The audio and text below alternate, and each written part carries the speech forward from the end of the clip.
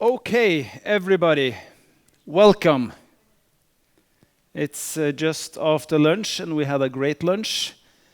Please don't fall asleep yet.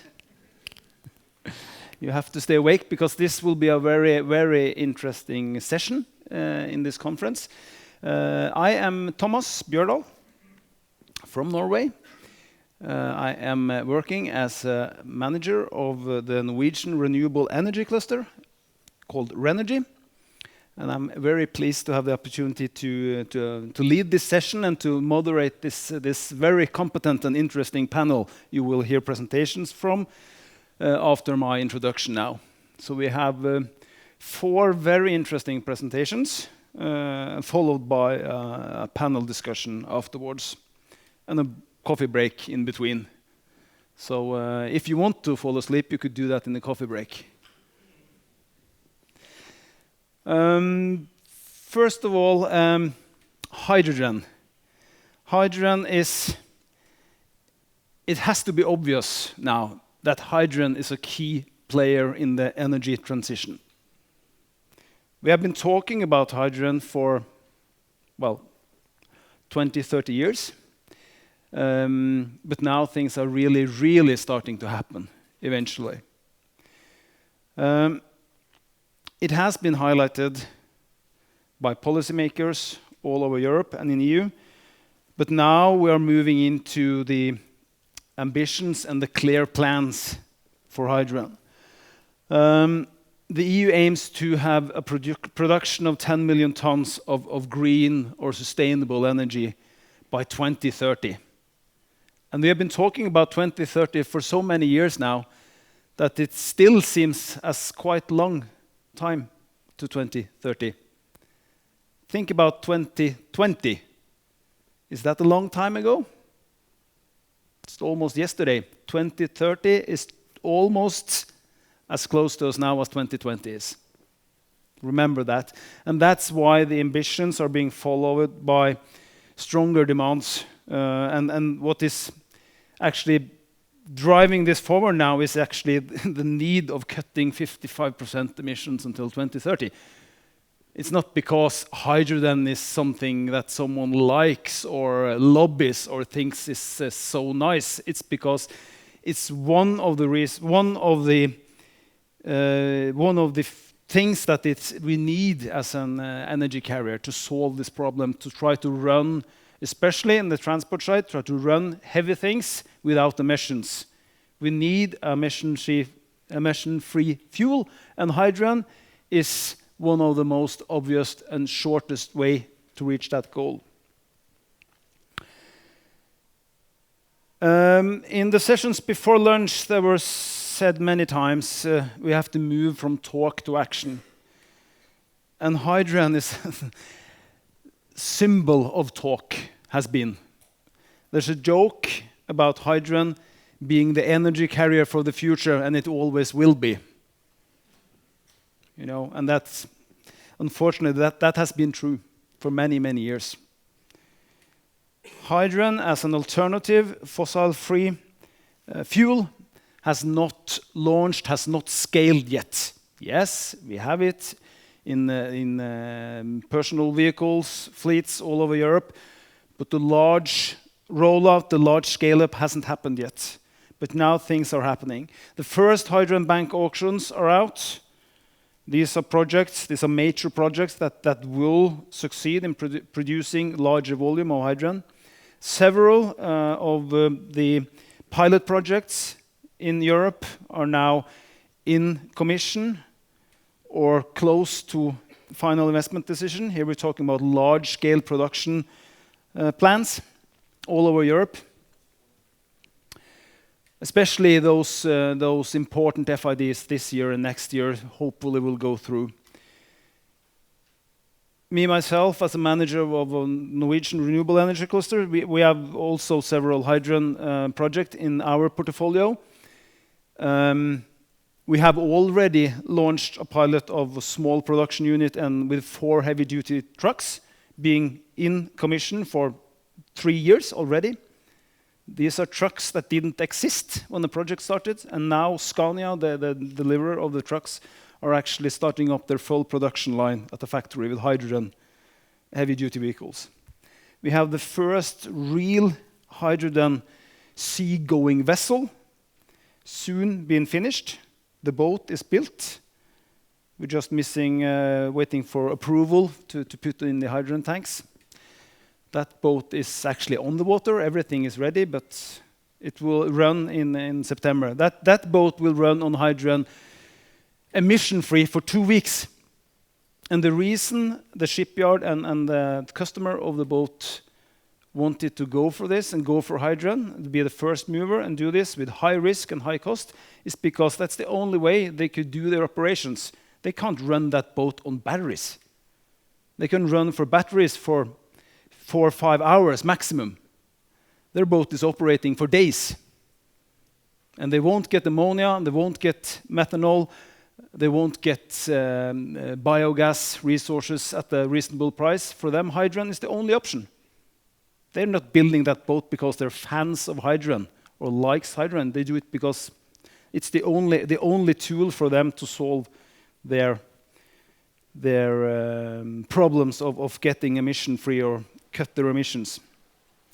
So, and that sort of turns me over to what the time is. The time is for going from talk to action. We have to focus on the obstacles now, the real obstacles. We have spent too much time talking about obstacles or barriers, which I would rather call as whataboutism. You know, what about batteries? What about energy efficiency? What about blue hydrogen? What about purple hydrogen? And so these discussions is so boring. We have been doing that for 10, 15, 20 years. The time for these discussions are over. Now we are moving. Hydrogen is coming. And those who are taking the investment decisions and building applications for hydrogen, they are doing it because they know their market, not because what about something. That's very important. Okay, that's my introduction for you. Thank you, and please be ready for some interesting presentations now. We are starting with Mr. Paul Benson. He's the CTO of PowerUp Energy Technology. It's an Estonian company. He has 20 years of experience from fuel cell technology. He's Scottish, but he's a refugee, perhaps, to Estonia, to EU. PowerUp is a company that has developed a generator system with the energy storage from both battery and hydrogen. Very interesting company. And for us, he will focus on fuel cell technology in his presentation. He will give us, I think, a crash course on fuel cell technology, hydrogen for dummies or something. We'll put the ambitions there. Please welcome Mr. Paul Benson.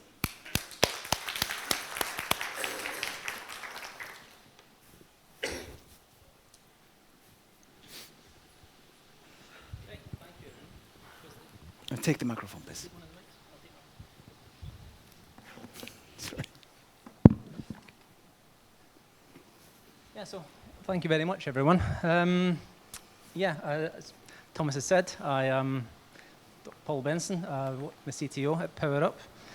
As he's mentioned, yes, Scottish for my sins. I think it's been fantastic being here today, though. It's felt very much at home.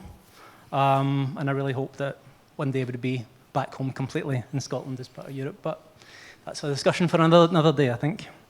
The title of this presentation is going to be Hydrogen Fuel Cells for Transportation. And essentially what I'm going to try and do is cover a sort of almost like a crash course in sort of hydrogen fuel cells, how fuel cells work, how they apply to transportation, some of the challenges for the fuel, some of the advantages. Essentially, I'm going to have to try and justify my entire career in 15 minutes. So let's get started. So, just a little bit of the outline of the contents. We'll cover a bit of an overview of the tech, how we got to where we are today with fuel cells, the basics on the technology, how it works, exciting electrochemistry stuff, some of the advantages in the market sectors. We'll go over some of the challenges of the technology, particularly with regard to hydrogen as the fuel, some of the end applications, hydrogen as a transportation fuel, and I'd probably be in a lot of trouble if I didn't cover a little bit about my existing company, Power Up. So we will cover a little bit about what we do over in Estonia. Okay, so let's get started. Fuel cells, an overview. This is always good for me to occasionally remind myself and do this as a 101, just to remind myself. So what do we mean? What is a hydrogen fuel cell? How do we define a fuel cell? What actually is it? It's been part of my life for so long, I have to remind myself, I have to go back. What is a fuel cell? The easiest way to look at it is a hydrogen fuel cell is an electrochemical device which converts the chemical energy directly into electrical energy. So very, very similar to a battery in many ways, but you don't have the internal storage of the fuel. So theoretically, a fuel cell can operate for as long as you're supplying fuel and oxygen. That's a really, really simple boiled down description. And in a typical combustion engine, for vehicles, the fuel is obviously burnt to release the energy. In a fuel cell, it works a different way. We've actually got the chemical energy is directly converted into electrical energy. There's no combustion at all. So it does not have the limitations of the Carnot cycle when you have chemical energy of the fuel into heat, into movement. It's electrochemical energy directly into electrical energy. So that's a really kind of simplified explanation. So a brief history of fuel cells, which you may think sound like a very kind of new invention, but they're almost as old as the combustion engine itself. 1839, I put there at the very beginning of the timeline. A guy called William Grove decided to invent what he called the gas battery. Fuel cells were around for about 100 years after that, didn't really do anything practical. And then they were identified in the NASA space programs as being the candidate technology for some of the missions for extended lifetime, where batteries just couldn't provide the solution. And we get into the 1990s, where we get a lot of research and demonstrations. Some of the demonstrations, such as the fuel cell buses, places like Germany, Japan, particularly Canada as well. And where we are today, where there's a vast range of applications and demonstration projects going on at the moment, and fuel cell vehicles are commercially being sold already. So, the boring bit. Okay, let's get into the chemistry of a fuel cell. This will be nice and gentle, I promise. Okay. So the chemistry of a fuel cell, essentially what we have is we've got fuel, oxygen, typically taken from the air. In an individual fuel cell, we've got fuel going to one side, oxygen going to the other. There's an electrochemical potential, which then you've got a splitting of the fuel, protons and electrons, then you've got a movement of charge. And you've only got water and heat as the only chemical byproduct. That's an individual fuel cell, and many fuel cells are brought together to form what we call the fuel cell stack, to provide useful power and voltage. And then there's some different types of fuel cell tech. Again, I won't dwell on this, I promise, but it's just to split the actual types. There's different types of fuel cell which operate at different temperatures, are made from different materials. The one we will really want to focus on is the PEM fuel cell. When you hear PEM fuel cell, it's proton exchange membrane fuel cell. And they like to operate at temperatures below 100 degrees centigrade, which makes them really suitable for transportation applications that need fast startup. Okay, so that's the boring bit over, okay? So, the advantages of fuel cell. What is the advantages of fuel cell compared to things like the combustion engines? Well, environmental impact, contribute to the hydrogen economy. Obviously, there's the overall drive for net zero, reduction of greenhouse gas emissions. Fast startup and response. So, again, they're able to sort of shift the changes in power very, very quickly, like you would in a vehicle. Operate at a high efficiency, so therefore able to sort of get a lot more energy from the fuel, which is important. Versatile and scalable, so essentially you can have a fuel cell which can have an application from anything as low as 10 watts up to megawatts. Realistically, they just have to be connected together electrically, and you can have whatever application you want. And the final one, clean energy production at site or at source. So the reaction of hydrogen and oxygen emits only energy and water vapor. It's frequently one of the things that fuel cells are. You might see a demonstration project and you might see someone collecting the water from a fuel cell vehicle exhaust and drink it. Okay, it's an effective demonstration. It doesn't taste very good, it's pure distilled water, but it's a standard demonstration. So, as I mentioned, there's quite a few different applications, and we'll focus on transportation here, but this is just to give you an idea of the kind of energy landscape for fuel cells. There's quite a lot of different applications at the moment. So for transportation, obviously, we've got passenger cars, maritime aviation, bus, portable power, which is more what Power Up are focusing on at the moment for defence and mobile power generators. There are some specialist applications. Forklift trucks is a very, very good application. Telecommunications, battery range extenders.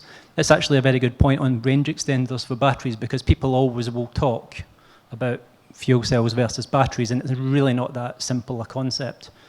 It's more to do with a technology being complementary. So in some cases, you will still have the battery providing the main power for the vehicle, but the hydrogen will act to constantly top up that battery. It's a really good example of the two technologies working in sync together. And then the final application is kind of stationary power, so combined heat and power, backup power, and renewable grid balancing, which is one of the other areas. So, in one of the other areas are telecommunications, where you're relying on a telecoms tower where you need to have, by law, I think it's about 6 hours backup power in case the grid goes down. And then sort of batteries and diesel gensets can do the job, but diesel gensets are being phased out, and batteries can be unreliable in certain conditions. So this is where fuel cells step in. So, transportation, the actual point of this presentation. So what's the actual advantages of fuel cells in transportation applications? Well, I mentioned some earlier about the advantages over combustion engines. There's zero emission at the point of use. There is an improved energy efficiency from the fuel. And then in some applications, the fuel cell vehicles will provide an extended range compared to battery vehicles. Mileage, I've written mileage, you can tell I'm from the UK, I've written mileage, but yeah. But there's obviously some challenges in ongoing developments. The infrastructure, big topic. We need to have a full range of refueling points in order to make the mass adoption possible. And costs is still a big part of fuel cell research. Some of the components are still quite expensive to make. They use a platinum catalyst, for example. Platinum's not known for being exceptionally cheap. The membranes are quite expensive to make. There's also an additional complication in the last few years. There's been a lot of interest in trying to lower the amount of what we call the forever chemicals, PFAs. And that they play a big part in traditional fuel cells, which we'll now start having to move away from, but it's another challenge for fuel cells. So just starting to cover a couple of the example applications. Some of these are quite old, but I thought I would just give you a quick introduction to some of these. Some fuel cell buses, some applications over in California, some over in Japan and Germany. So there's quite a few countries have shown demonstration projects for fuel cell buses. Again, advantages of being zero emission at point. Some of the other applications involve heavy goods vehicles. This is quite an interesting topic, actually, because for fuel cells to make an impact in the market, it can't all be about sustainability. It should be, but at the end of the day, it's going to come down to bottom line, to cost. And you're not always going to have companies and operators who really have got the green initiative at heart. They will want it to make a difference to their bottom line.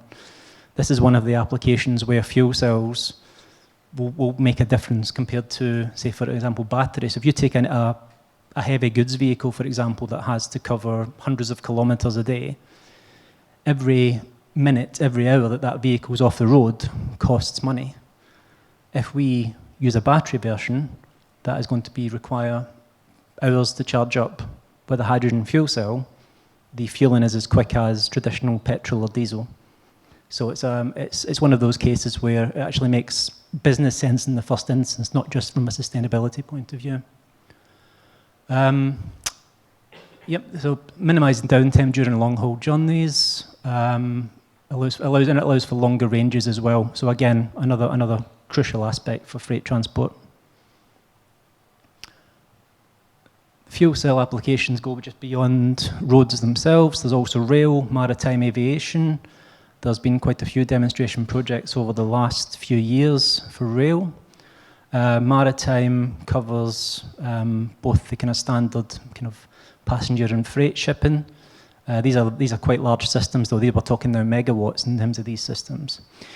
Aviation is a really interesting one. Obviously, the aviation sector is growing very, very rapidly, probably one of the fastest growing carbon footprints that are out there. There's a few companies out there at the moment that are researching fuel cells just for aviation purposes.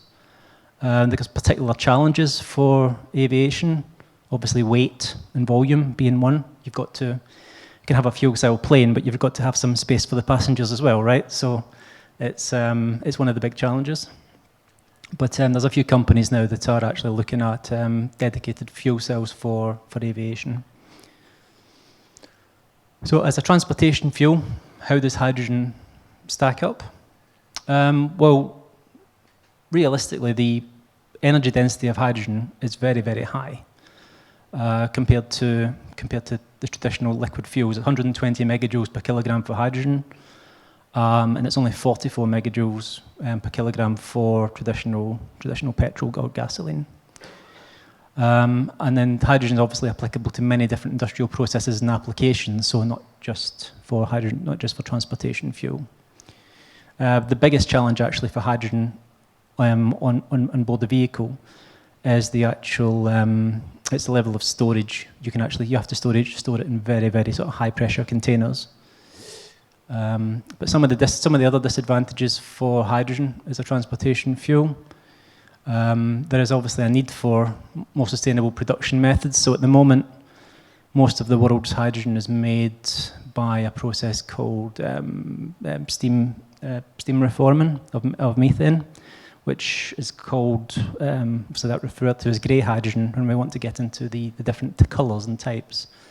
And it's not a very kind of clean process.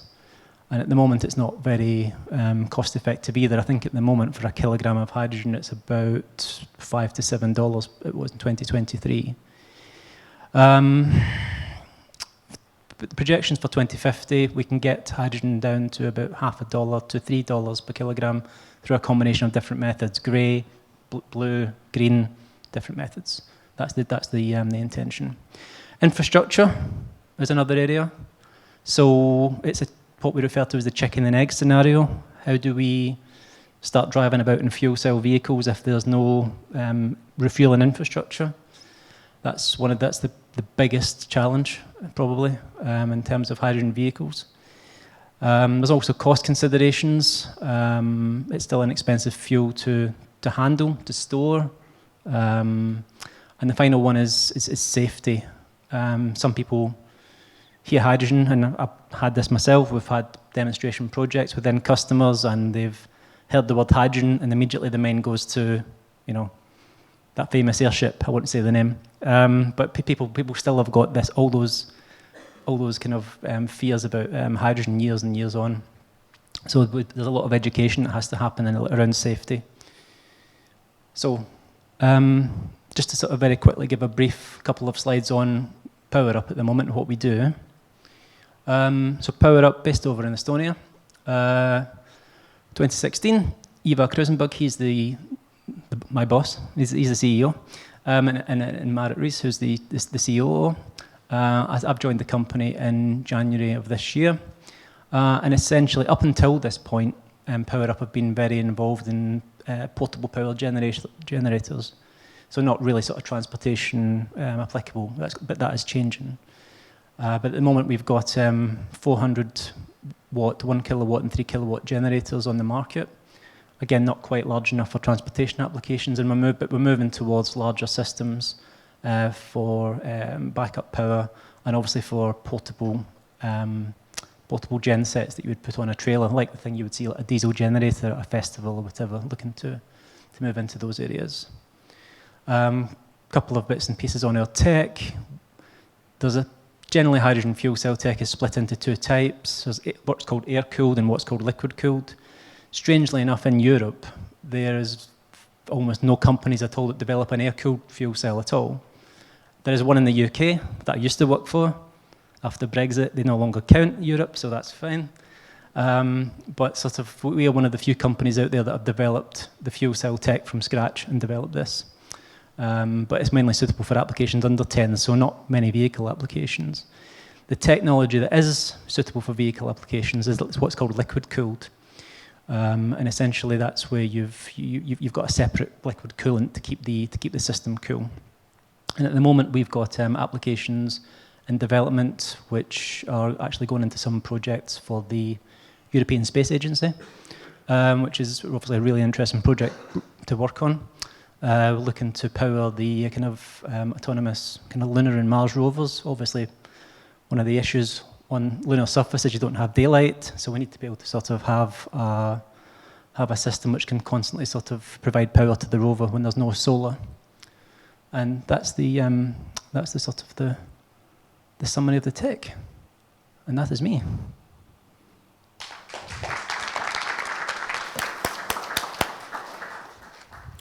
Thank you very much, Paul. And please take some notes, and if you have questions for Paul and the other speakers later, we will be ready to take them in this discussion session. Okay, now we are moving south and west. We are moving to Portugal. We will have an interesting presentation from Mr. Vasco Amorim. He's General Assembly President in the Portuguese Hydrogen Association. He has been teaching engineering in higher education for 27 years. Impressive. Has a PhD in physics, professor, researcher. What I've read about him is that he has done several training courses, including auditing quality management systems and an application for emergency response training in hydrogen. Looks very interesting. We will hear from him and hear about information and news from a country, Portugal, with a great potential to be an early fast mover in the energy transition. Please. Thank you. Number 7 is okay? Cool, thank you very much. It's a great pleasure to be here. Thank you for the invitation. And thanks for my Portuguese colleagues that are here with me. So let's start this presentation. I don't have enough time to talk about everything I would like to do, but I will do an effort to be on time.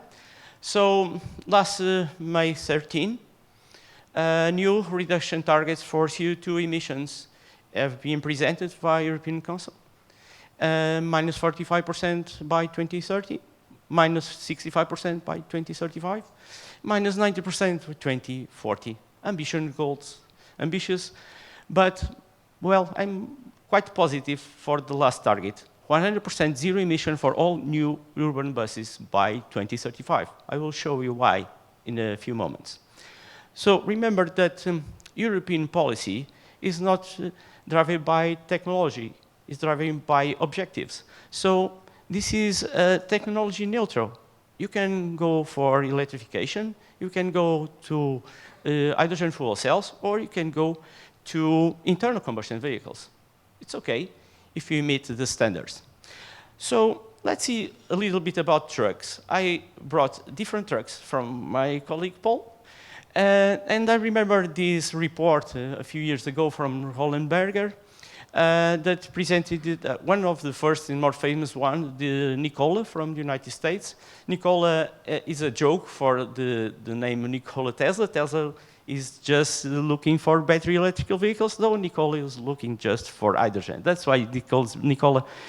And from the right side, some special projects that were presented in Europe along the years to convert special kind of trucks, like, for instance, garbage collecting trucks. So it's possible, we know that it's possible. We don't know very well if we will have just 350 bars or 700 bars to trucks, to long-range trucks, or to liquefied hydrogen. We don't know yet which technology will prevail, but I suppose 700 bar will meet the standards, but we'll see in a few months or years. So let's talk about another special thing, about cars. 20 years ago, 2004, a special trip was made, and for Hammerfest, Norway.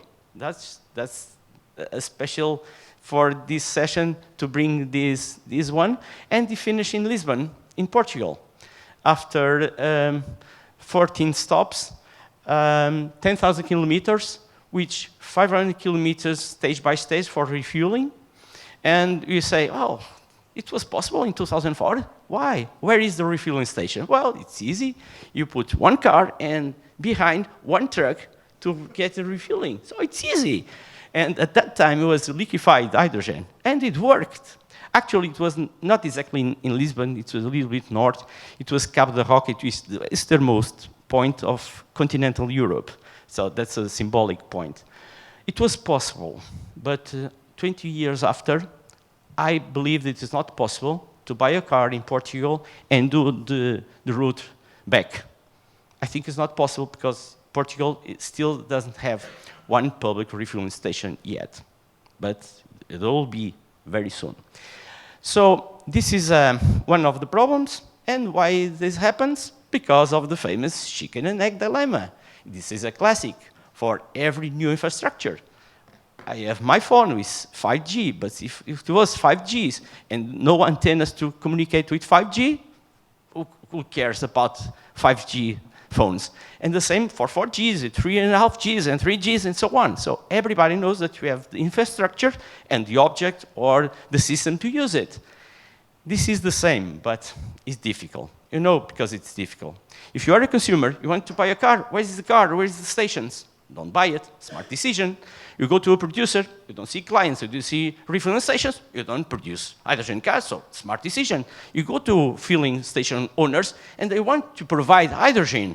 Oh, what's wonderful. They see around, no cars, no customers. So smart decision, stop, don't do it. And governments want adhere to Green Deal, they want a decarbonized economy. Let's do it. But taxes, money, taxpayers, voters, election, please take it. Let's take a while. Let's wait a while. So smart decision, right? Everybody's right, and we are not solving our collective problem. So you need something more. So by that reason, the chicken and egg, of course, they must appear together. I don't know biological things, you could explain before, but we need to do something like this, a system approach. More buyers, more sellers, more value to buyers, more value to sellers. And this is the vicious circle that provides a growth of system. And we're going to do it very soon, I believe. So I will provide 4 simple examples in Portugal for using hydrogen. Maybe is the most famous one is this one, is in Sines hub. It's a little in south of Lisbon, and you see the Trans-European Transport Network, TEN-T corridors, very famous, and you know the special locations that we have provide refueling stations. Now it's very easy, it's just follow the corridors. And DG Move from European Union have done some job on this. So Sines has a very special location, a seaport, deep waters, with a railway and highway connection. We have a very well-structured location with zoning for industry, energy, digital energy, renewable energy, petrochemical, energy refinery, logistics. We have the main industry there. So it's a cluster. And now we are calling Hydrogen Valley. and it is one of the 3 that we are building today in Portugal. So we have a lot of confidence on this project. The international consortium Madoka Power 2X will provide a huge amount of money, of investment. They started 1.3 billion euros to 2.8 billion euros. They upgraded the project because there was so much interest for different companies. And the idea is to produce hydrogen and green ammonia in Sines. So it's not a little quantity. It's based on a 1400 megavolt amperes electrical connection from solar energy, photovoltaic solar energy, without connecting to the grid, because otherwise you have to pay access to the grid, so direct connection, okay, so less expensive. And you know that solar panels decreased a lot because of scaling up, so they are very, very cheap today, and they want to produce 150,000 tons of green hydrogen and more than 1 million tons of green ammonia annually. So it's a good contribution for the hydrogen the hydrogen strategic plan for 2030 that plan to produce in European Union 10 million tons of hydrogen annually, and the other 10 million tons of hydrogen from imports from the Repower EU. So very well, this is running smoothly. It's an 8-year strategic plan. I think it will run very well because you are connecting the chickens with the eggs. It's several of them, so I think it will work very well. The second example is for transportation, of course. The first hydrogen bus for fuel cell vehicle. You see in the picture one of the builders in Portugal. It is associated with Toyota. And it has this location in Cascais City, near Lisbon, near the Atlantic Ocean. And you can go there and go to the bus, take the line M43, Cascais Guincho, and they will be ready for a smooth ride and nice sightseeing. And from the below, on the right, you see that it's very easy to refuel the station. The station, by the way, is from another Portuguese company that provides a portable solution while he's constructing a definitive one. The final refueling station will have a capability of 350 kilograms of hydrogen per day, which will be very, very good enough for 10 buses. But nowadays, I think they have 2 or 4 buses today. This portable hydrogen solution was provided by a company, very small and medium-sized enterprise, not for the big companies. And they came from the natural gas business. So I think if they can do it, a lot of companies in Europe can do it also. And because it runs so well, I want to show you the third example. They were selected to provide hydrogen for the Rally Dakar 2024. That's a special category, new category for this carbonization, this sport. It's called Dakar Future, Mission 1000. And they have 3 different kinds of vehicles. The truck with B-fuel, one of the fuels were hydrogen. On the right side, you have a PEM, fuel cell vehicle, which we are used to see. And from the left, a refueling at night from an internal combustion hydrogen vehicle. That is an association of Japanese companies, especially connected with motorcycles like Yamaha, Suzuki, Honda, Kawasaki, and also Toyota, I think. And these companies are also trying to see if hydrogen combustion could be helpful. The amazing thing is that all 3 vehicles finish the stage, all the stages, reach the end. It's always a mark. And the station also could do the job very properly with very hard conditions, so very cold at night and very hot conditions by day. So I have hope that will prevail. So it's the size of a 40-feet container. So maybe you can buy one of these to go back to our cars. So the 4th example is from Metro do Porto. It's a metro service with natural underground trains and some surfaces also. And we needed to provide a solution with high capacity of transportation from the west part of Port City. And you see in this picture, satellite image, 17 kilometers that are planned. They are now in construction now, because they have made some adjustments in the streets to get the corridor for the buses. They are special buses called BRT, Bus Rapid Transit. You see in the picture they have doors from both sides, very large doors to rapidly open, exit and enter for this unit. So they are expecting more 10 million users just with these lines to go to the beach, to explore this kind of, this place of Porto City.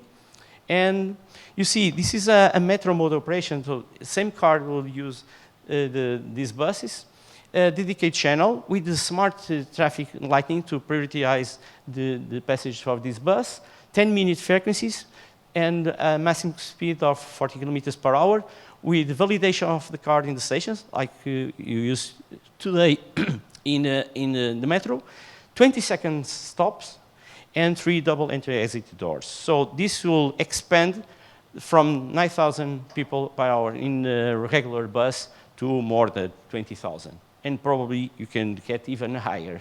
So that is very important to increase capacity and mobility in your Porto City. So no emissions, no noise, and also one thing that we did not talk today, you are using vehicles that are cleaning the air, because they purify the air in the inlet air, and they release a pure air in the exhaust air. So they have very strong filters to provide that no particles are going to the PEM, because otherwise they get older and they do much less time. So to expand the lifetime of the PEM, they must purify the air at the entrance.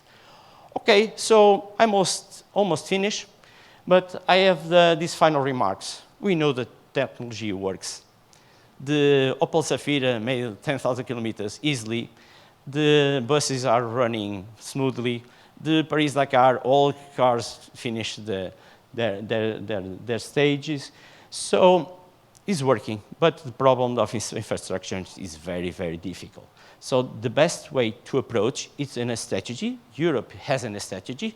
You have to have a policy to support this strategy. I think we have, but you can make some improvements. I give you an example.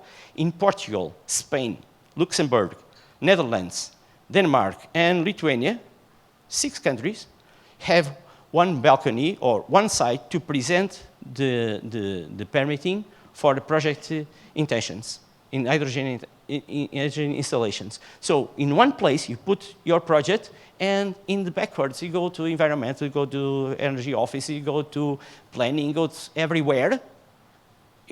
All authorities, they get together, they meet, they decide it's okay. So it's much, much faster than going first to the environmental, then you go to the energy. Oh, you are expecting 6 months. Oh, you're waiting 6 months, and you wait 9 months in the other. So that's possible, and not cost effective, no time for surveillance. So it's better to get all people together, all authorities, and decide in the backstage. And for investors, they have to think in the business, other business, and do everything else, waiting for a fast response. No, it's not so costly as you might think. One of the things that's very important in hydrogen, you cannot look just one of the side of the problem. You have to get a very good picture of all sectors, because they can help together. So that's why hydrogen values are so important. An holistic view, you can provide a very good energy renewable to produce green hydrogen with electrolysis. You can provide this hydrogen for the industry as a feedstock, as a service provider for the power generation, for transportation, of course. But you have to think in the system coupling. You have to coordinate with the electrical generation to be lower cost of the energy. You have to use transportation for large amounts of hydrogen with pipelines, for instance. And we have to have storage. Storage is crucial, especially seasonal storage. nobody has this possibility. With salt caverns, with pipelines, you can store a lot of hydrogen for the winter, for difficult times. And the supply chain must be developed very fast. And we all can help here. And the scaling up will bring costs down very, very fast. And finally, infrastructure. I think infrastructure would be the first thing to do to connect the hydrogen valleys that I think are 96 in Europe. And you could have a very good solution with the communities of energy that are across all Europe that are producing locally renewable energy. That's two main topics for our conversation later. So thank you very much.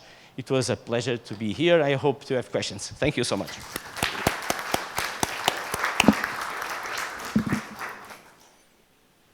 Thank you, Osko. Okay, our next speaker is Mr. Imants Martinsons. He's a member of the board of the Green Tech Cluster in Latvia. Green Tech Cluster, or Green and Smart Technology Cluster, and listen carefully now, is an organization developed for cross-sectoral cooperation, bringing together companies, educational and research institutions, as well as other organizations that partly or fully operate in the industries of green and smart technology. That sounds very smart because that's almost the same definition as I have in my cluster. That's a good approach.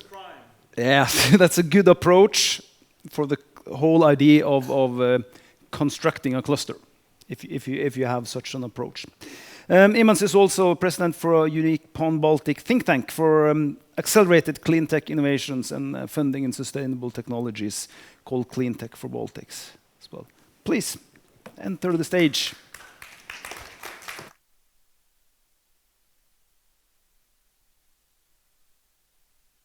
Myself a timer so I don't speak too long. So the mic. This one, right? Yes, very good. Thank you for the presenters before me. So very insightful and giving a broader perspective on hydrogen, greening transportation with hydrogen. But as I already mentioned, I do represent a business support organization, a cluster from Latvia, the Green and Smart Technology Cluster. So this means we do not only operate with with hydrogen technologies, but in general with clean tech, climate innovations, green technologies. So I have a broader perspective of things. And since I'm also business support, working with business support, so I wouldn't do myself justice if I don't do some advertising for the ecosystem in Latvia. So that's my job. So anyhow, as mentioned, we are a business support organization and we focus on networking, providing networking collaboration opportunities. So that's what we also are doing here today. But also trying to help those innovators like PowerUp reaching those opportunities to scale up. And that's an important thing that is, it's a stepping stone we have to create and emphasize in the EU is that we have those innovations, we have this R&D capacity, we have those research institutes, but somehow we lag behind in commercialization and scaling up the technologies. Like innovators like PowerUp before, they need tens of millions of euros to validate and get their technologies to the market, but then again they need 100 millions of euros to get the project going and making manufacturing facilities and so on. So it's a big undertaking and it's hard to do alone. So that's where we also come in, and also in the topics of hydrogen. So we have a holistic approach.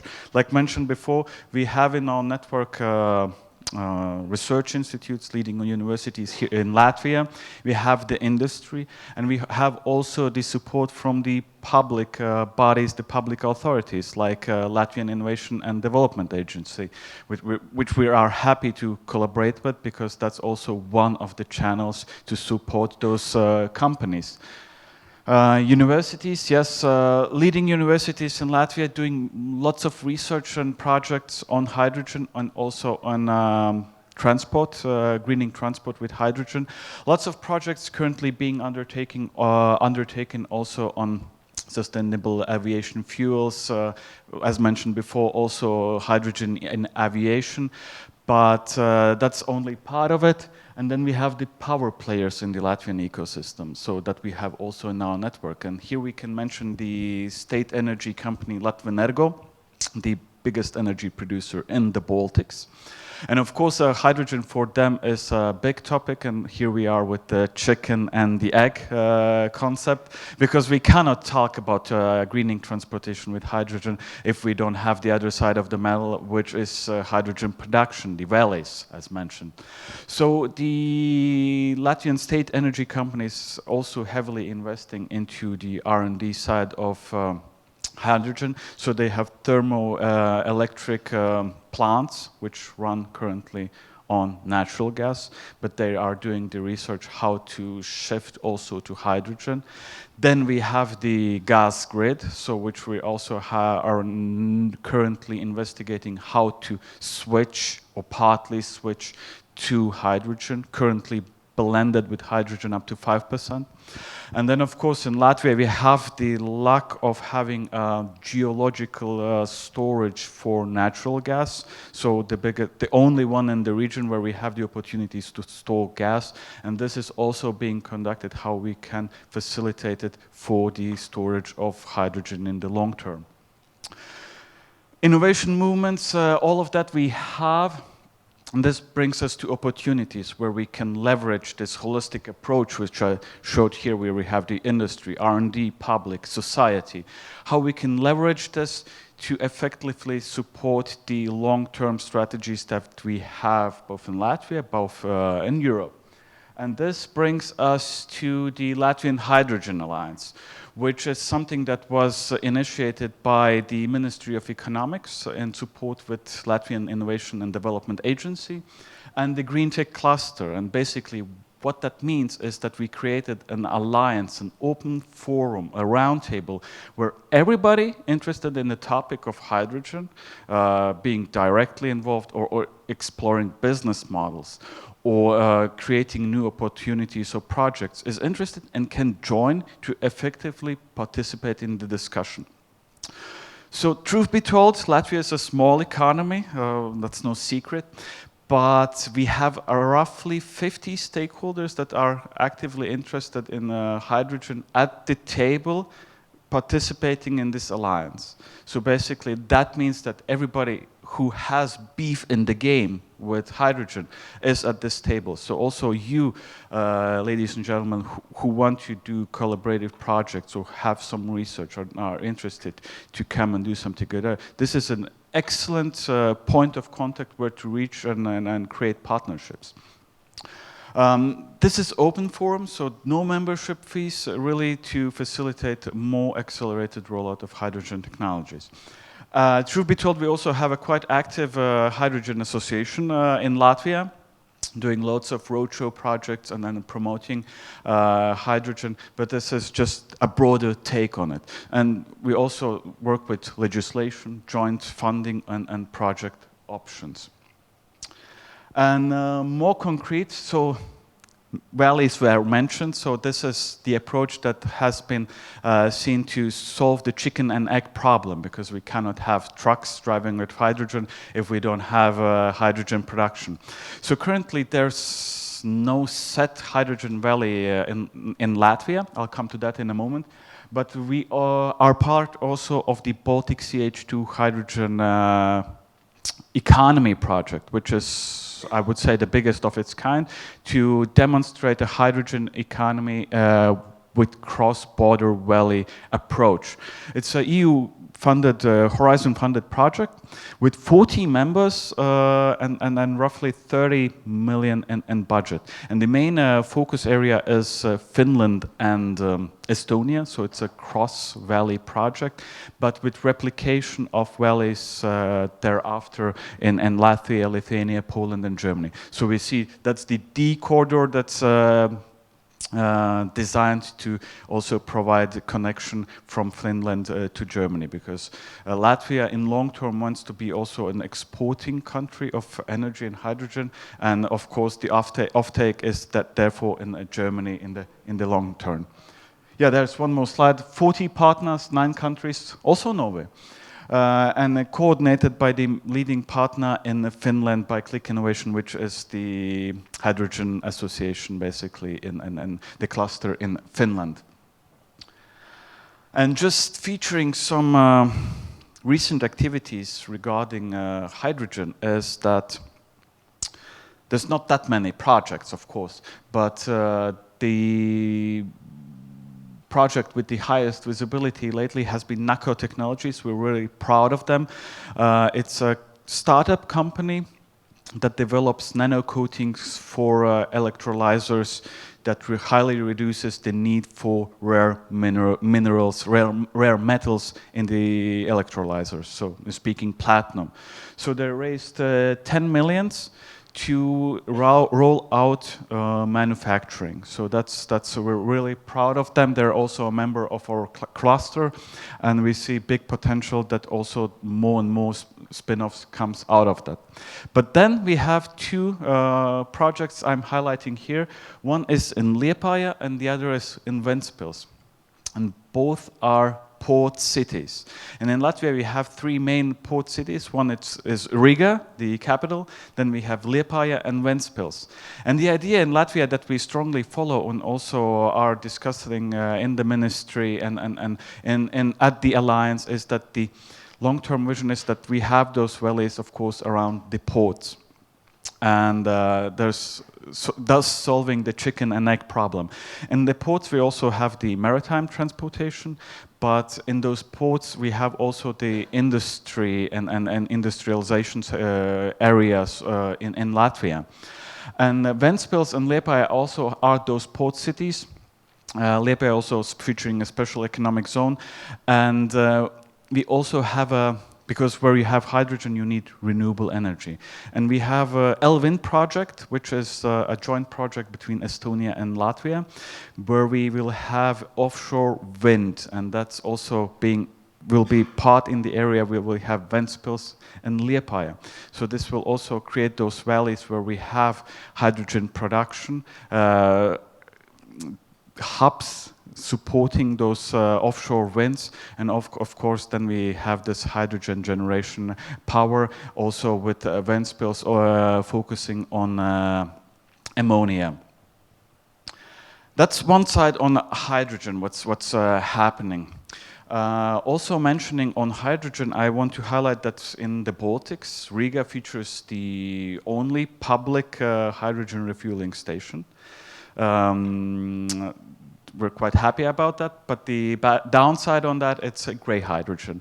But anyhow, that offers excellent demonstration capacity, because as mentioned in the previous presentation, we need to showcase, we need to show that hydrogen is not the future, as the joke is, right? Hydrogen is just looking at the bigger system together and starting to implement it in a coordinated way. So it's now and today. So this offers a great capacity to showcase it. So as I discussed it before with Sergey, that this offers also great potential for new projects, just to have carbon capture also implemented at this facility and just to widen its scope. And we have 10 trolley buses rolling in streets of Riga, which was a pilot project also of H2 Nodes project, and we have 10 trolley buses running on hydrogen in Riga city.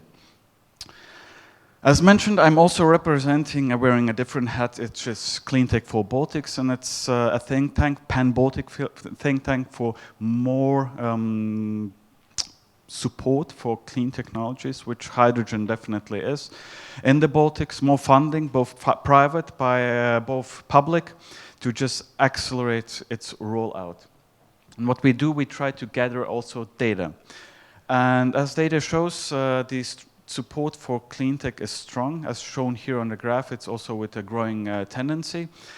This is private venture capital in the Baltics. And we see a strong strength, but still, the problem is, and that is also very true for hydrogen, is that we have the capacity to invest in early stages, but we lack the capacity for growth and scaling stages.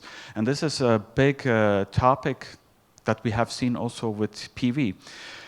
Europe was the leader in PV technologies, investing heavily, and what happened in the end was China being the manufacturer, and we buy the panels and solar technology from China. And it's important that we don't make the same mistake also with hydrogen technology, that we have the capacity to have the manufacturing power and capacity here in Europe, that we also roll out this technology, but it's EU-made technology. So that's a really important point. And when we look at the investment distribution, we also see that energy power is a strong area of investments in the Baltics, where also we have hydrogen technologies. And again, featuring NACO. And when we look at challenges, do I still have time? Few minutes, perfect. Then it's very true in many areas, and access to capital and funding is a big stopper to roll out, especially big undertakings like hydrogen projects. So we try to promote that. But another one, it was mentioned, is talent. And we see that talent has to be tackled as early as possible, because when we fix the financial problems and then have those projects running out, we will face the problem of talent, that we don't have those people working in those innovative startups, growing them into scale-ups, because we need people, and highly educated people. And funny story, last week I was at a high school, a technology high school in Latvia, the most modern, up-to-date in Latvia. And while having the tour at the facility, they want to be a green tech high school. And I came to the one of the rooms, and it had the Norway Grants logo on it. And that made me really happy that also we have those different kind of instruments that don't focus not only on supporting businesses, but look at it in a horizontal way, and also support initiatives like talent and education. And this can't be stressed enough, that it has to be tackled and looked at very seriously. And opportunities, yes. Small economies offer great opportunities to be excellent locations for piloting, validating, and rolling out of novel technologies, which to part hydrogen also is, and rolling out and permitting of valleys. I think Latvia or the Baltics is great locations to be at. That's that. I'll skip this, but I'll conclude that we have the Net Zero Industry Act coming up in Europe, which has set the goal of having 40% of critical technologies being produced in the EU, which is also hydrogen technologies. So it's really still early, but I do believe that this will also kickstart industries like hydrogen industry in all of the member states, and that we'll have future conferences like this, where we will have a funny joke, that we had the joke that hydrogen is the future, because it will be our everyday life. Yes, that's it. Thank you. Happy to take questions if there is any. Thank you very much. And I think now we have deserved a break. We need breaks as well. We need to talk to each other, just not one way, but 2 ways and 3 ways, and so on. And one thing for the panel discussion session, if you don't want to take the word or ask questions from as an audience, please do approach me if you want me to make these questions to some of the participants. Okay, now we're having a break until how long? 15:45, I think, I hope. Yeah, 15:45. Please be precise back after that. Thank you.